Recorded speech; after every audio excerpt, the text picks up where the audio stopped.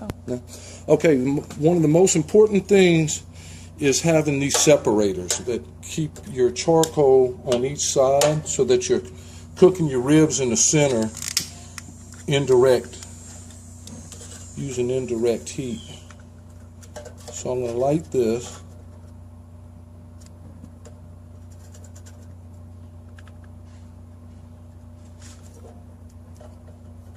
Yeah, just pause it until I get it. You ready? Tell me when. Go.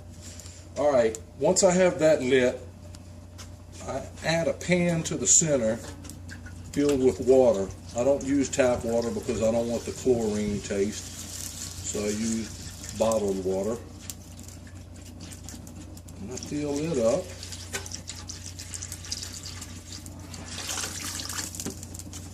And of course add my grill. And this is another important thing that I use. This is a lifesaver if you're doing ribs. It's a rib rack. It allows you to lay the ribs this way so that the heat is evenly distributed to each side versus laying flat on a grill where you have to flip it. It'll cook that way the whole time. We'll get to that later. Okay, next I'm going to talk about what rub I use. I make my own rub. This is it, already completed. To begin with, I start with a 1/4 cup of turbinado raw cane sugar. Most people use brown sugar, which you can if you can't find this, but this stuff works better. I saw it on a barbecue program, and I've used it ever since, and it works great.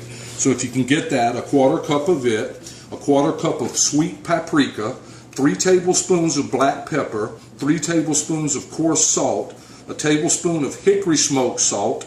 If you can't get hickory smoked salt, use more coarse salt. 2 teaspoons of garlic powder, 2 teaspoons of onion powder, a teaspoon of celery salt, and a teaspoon of cayenne pepper. Mix it all up and then put it in a container like this so that you can pour it over the ribs.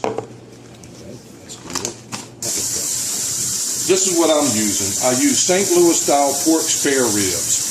For some reason they taste better to me than regular baby backs. Rinse them off real well. Of course, that goes without saying. Most people already do this.